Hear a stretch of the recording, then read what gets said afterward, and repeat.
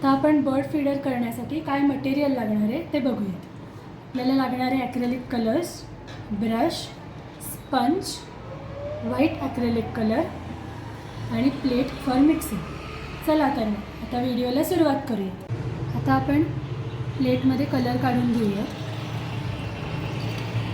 हा स्पंज घेऊन आपण कलरमध्ये डिप करायचा आहे आणि टॅप करत करत आपण आता हा कलर देणार आहोत.